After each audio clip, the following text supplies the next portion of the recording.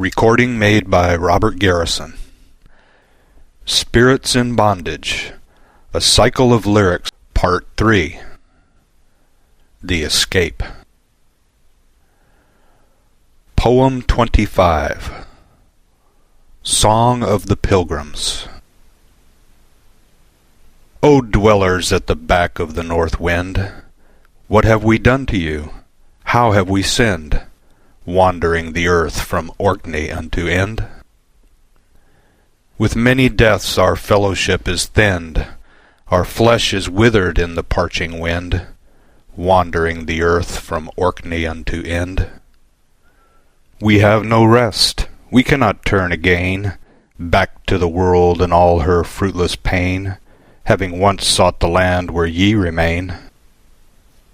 Some say ye are not, but God, we know that somewhere past the northern snow, waiting for us the red rose gardens blow.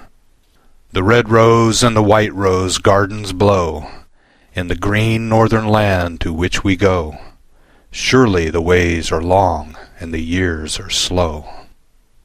We have forsaken all things sweet and fair. We have found nothing worth a moment's care, because the real flowers are blowing there. Land of the lotus fallen from the sun, land of the lake from whence all rivers run, land where the hope of all our dreams is won. Shall we not somewhere see at close of day the green walls of that country far away, and hear the music of her fountains play? So long we have been wandering all this while, by many a perilous sea and drifting isle, we scarce shall dare to look thereon and smile. Yea, when we are drawing very near to thee, and when at last the ivory port we see, our hearts will faint with mere felicity. But we shall wake again in gardens bright, of green and gold for infinite delight, sleeping beneath the solemn mountains white, while from the flowery copses still unseen sing out the crooning birds that ne'er have been touched by the hand of winter frore and lean, and ever-living queens that grow not old, and poets wise in robes of fairy gold, whisper a wild, sweet song that first was told ere God sat down to make the Milky Way. And in those gardens we shall sleep and play forever and a day. Ah, dwellers at the back of the north wind, what have we done to you? How have we sinned, that ye should hide beyond the northern wind? Land of the lotus fallen from the sun, when shall your hidden flowery veils be won, and all the travail of our way be done? Very far we have searched, we have even seen the Scythian waste that bears no soft nor green, and near the hideous pass our feet have been. We have heard sirens singing all night long, beneath the unknown stars their lonely song, in friendless seas beyond the pillars strong. Nor by the dragon daughter of Hippocras, nor the vale of the devil's head we have feared to pass, yet is our labor lost and vain, alas. Scouring the earth from Orkney unto end, tossed on the seas and withered in the wind, we seek and seek your land. How have we sinned? Or is it all a folly of the wise, bidding us walk these ways with blinded eyes, while all around us real flowers arise? But, by the very God, we know that somewhere still beyond the northern snow, waiting for us, the red rose gardens blow. Poem 26. Song. Fairies must be in the woods, or the satyr's laughing broods, Tritons in the summer sea, else how could the dead things be, half so lovely as they are?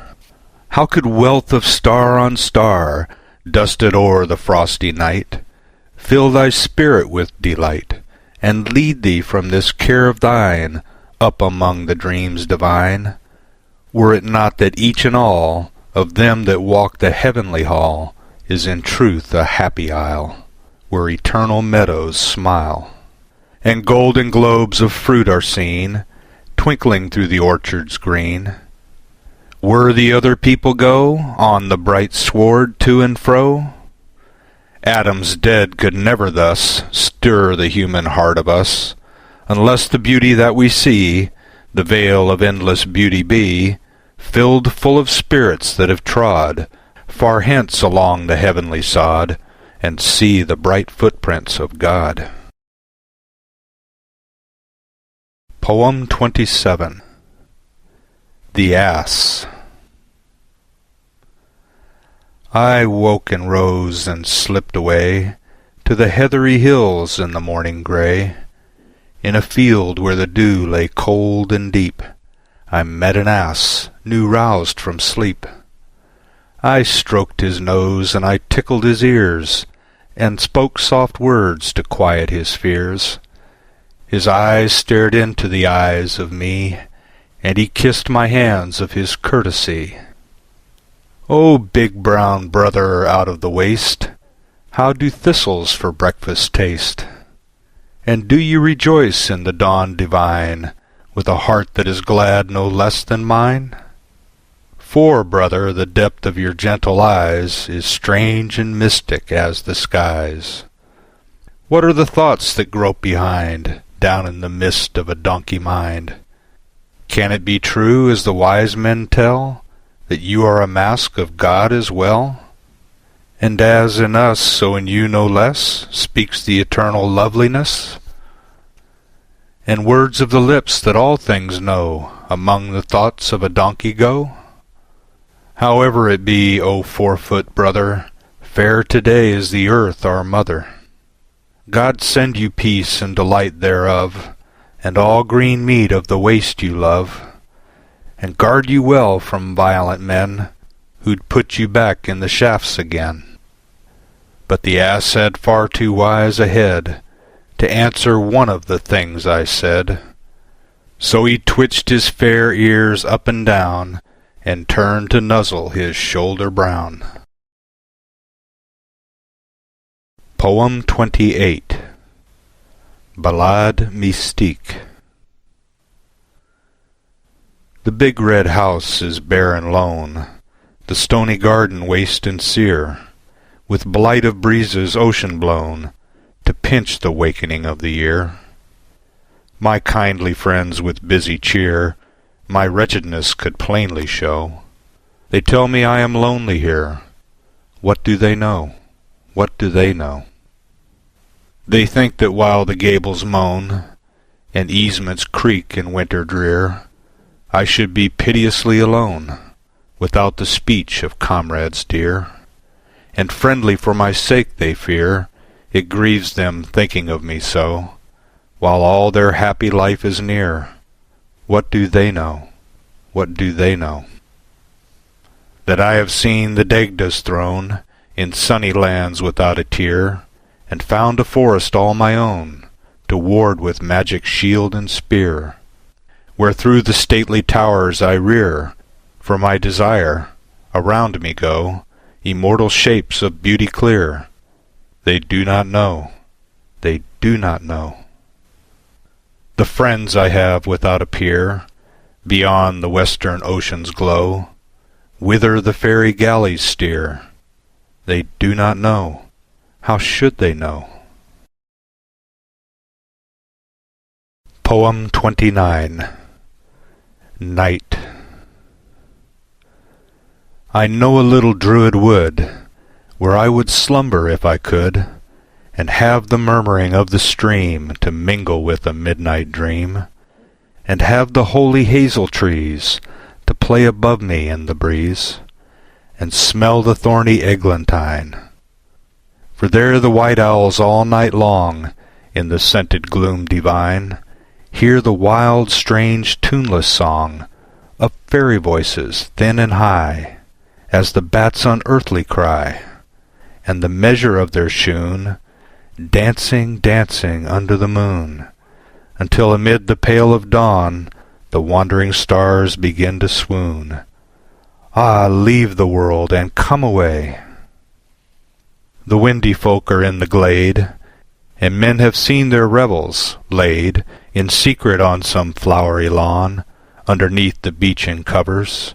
Kings of old, I've heard them say, here have found them fairy lovers, that charmed them out of life and kissed their lips with cold lips unafraid, and such a spell around them made that they have passed beyond the mist and found the country under wave. Kings of old whom none could save. Poem 30. Oxford. It is well that there are places of peace, and discipline and dreaming and desire, lest we forget our heritage and cease the Spirit's work to hunger and aspire. Lest we forget that we were born divine, now tangled in red battle's animal net, murder the work and lust the anodyne, pains of the beast 'gainst bestial solace set. But this shall never be. To us remains one city that has nothing of the beast, that was not built for gross material gains, sharp wolfish power or empire's glutted feast. We are not wholly brute. To us remains a clean, sweet city lulled by ancient streams, a place of visions and of loosening chains, a refuge of the elect, a tower of dreams.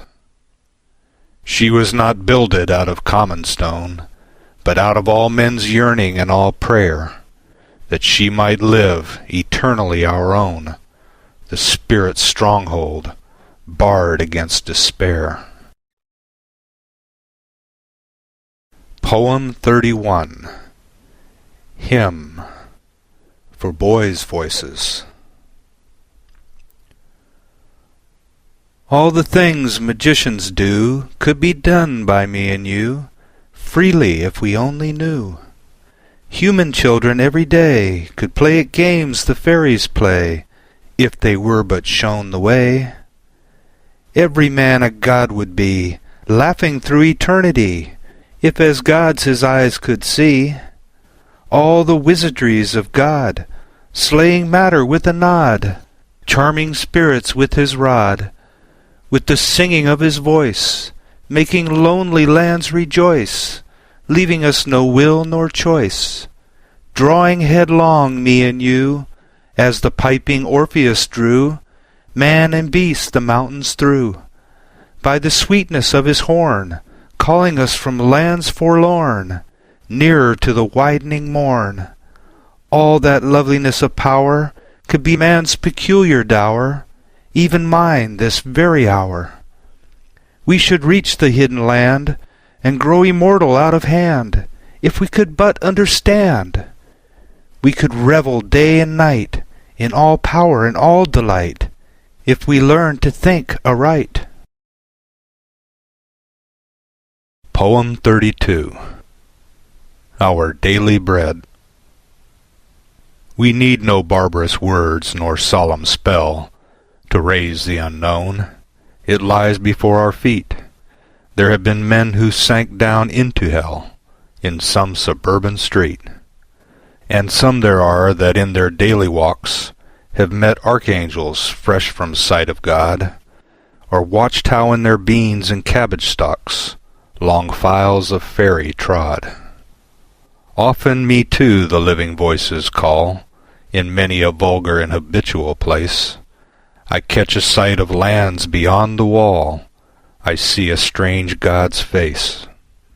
And some day this work will work upon me so, I shall arise and leave both friends and home, and over many lands a pilgrim go, through alien woods and foam, seeking the last steep edges of the earth, whence I may leap into that gulf of light, wherein, before my narrowing self had birth, part of me lived aright.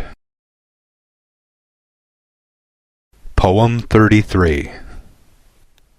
How he saw Angus the God. I heard the swallows sing in the eaves and rose, all in a strange delight while others slept, and down the creaking stair alone tiptoes, so carefully I crept. The house was dark with silly blinds yet drawn, but outside the clean air was filled with light, and underneath my feet the cold wet lawn with dew was twinkling bright. The cobwebs hung from every branch and spray, gleaming with pearly strands of laden thread, and long and still the morning shadows lay across the meadows spread. At that pure hour when yet no sound of man stirs in the whiteness of the wakening earth, alone through innocent solitudes I ran, singing aloud for mirth, till I had found the open mountain heath, yellow with gorse, and rested there and stood, to gaze upon the misty sea beneath, or on the neighboring wood. That little wood of hazel and tall pine, and youngling fir where oft we have loved to see the level beams of early morning shine freshly from tree to tree. Through the denser wood there's many a pool of deep and night-born shadow lingers yet, where the new-wakened flowers are damp and cool, and the long grass is wet. In the sweet heather long I rested there, looking upon the dappled early sky, when suddenly from out the shining air a god came flashing by. Swift, naked, eager, piteously fair, with a live crown of birds about his head, singing and fluttering, and his fiery hair far out behind him spread, streamed like a rippling torch upon the breeze of his own glorious swiftness. In the grass he bruised no feathery stalk, and through the trees I saw his whiteness pass. But when I followed him beyond the wood, lo, he was changed into a solemn bull, that there upon the open pasture stood, and browsed his lazy full. Poem 34. The Roads. I stand on the windy uplands among the hills of down, with all the world spread out beneath, meadow and sea and town, and ploughlands on the far-off hills that glow with friendly brown. And ever across the rolling land to the far horizon line, where the blue hills border the misty west, I see the white roads twine, the rare roads and the fair roads that call this heart of mine. I see them dip in the valleys and vanish and rise and bend, from shadowy dell to wind-swept fell, and still to the west they wend, and over the cold blue ridge at last to the great world's uttermost end. And the call of the roads is upon me, a desire in my heart has grown, to wander forth in the highways, twixt earth and sky alone, and seek for the lands no foot has trod, and the seas no sail has known, for the lands to the west of the evening and east of the morning's birth, where the gods unseen in their valleys green are glad at the ends of the earth, and fear no morrow to bring them sorrow, nor night to quench their mirth. Poem 35. Hesperus. Through the starry hollow of the summer night I would follow Hesperus the bright, to seek beyond the western wave his garden of delight. Hesperus the fairest of all gods that are, peace and dreams thou bearest in thy shadowy car, and often in my evening walks I've blessed thee from afar. Stars without number dust the noon of night, thou the early slumber and the still delight of the gentle twilight hours rulest in thy right. When the pale skies shiver, seeing night is done, past the ocean river lightly thou dost run, to look for pleasant sleepy lands that never fear the sun.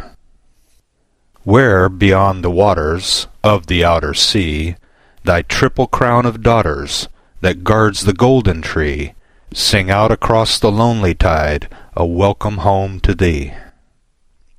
And while the old dragon for joy lifts up his head, they bring thee forth a flagon of nectar foaming red, and underneath the drowsy trees of poppies strew thy bed.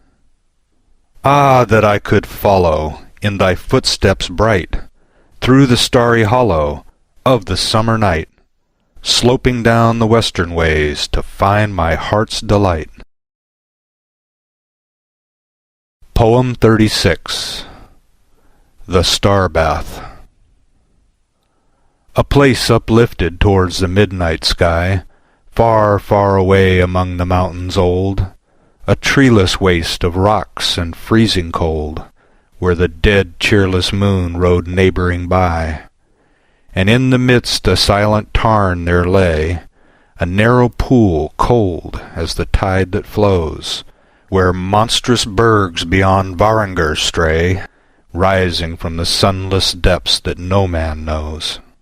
Thither as clustering fireflies have I seen, at fixed seasons all the stars come down, to wash in that cold wave their brightness clean, and win the special fire wherewith they crown the wintry heavens in frost. Even as a flock of falling birds down to the pool they came, I saw them and I heard the icy shock of stars engulfed with hissing of faint flame, ages ago before the birth of men, or earliest beast. Yet I was still the same that now remember, knowing not where or when. Poem 37. Tu ne quaesiri. For all the lore of Lodge and Myers, I cannot heal my torn desires, nor hope for all that men can speer to make the riddling earth grow clear, though it were sure and proven well that I shall prosper, as they tell, in fields beneath a different sun, by shores where other oceans run, when this live body that was I lies hidden from the cheerful sky.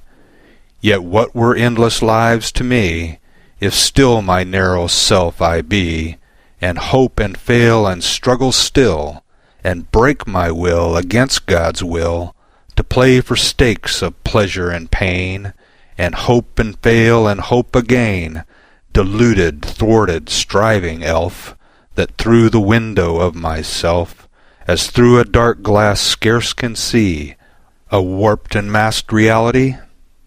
But when this searching thought of mine is mingled in the large divine, and laughter that was in my mouth runs through the breezes of the south, when glory I have built in dreams along some fiery sunset gleams, and my dead sin and foolishness grow one with nature's whole distress, to perfect being I shall win, and where I end will life begin. Poem 38. Lullaby. Lullaby, lullaby, there's a tower strong and high, built of oak and brick and stone, stands before a wood alone. The doors are of the oak so brown as any ale in Oxford town.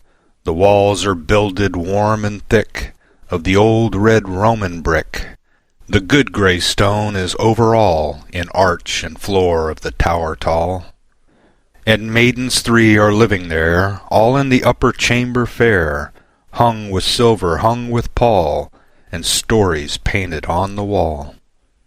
And softly goes the whirring loom in my lady's upper room, for they shall spin both night and day until the stars do pass away. But every night at evening the window open wide they fling, and one of them says a word they know, and out as 3 white swans they go. And the murmuring of the woods is drowned in the soft wings' whirring sound, as they go flying round around, singing in swans' voices high, a lonely, lovely lullaby. Poem 39. World's Desire. Love, there is a castle built in a country desolate, on a rock above a forest where the trees are grim and great, blasted with the lightning sharp, giant boulders strewn between, and the mountains rise above, and the cold ravine echoes to the crushing roar and thunder of a mighty river raging down a cataract.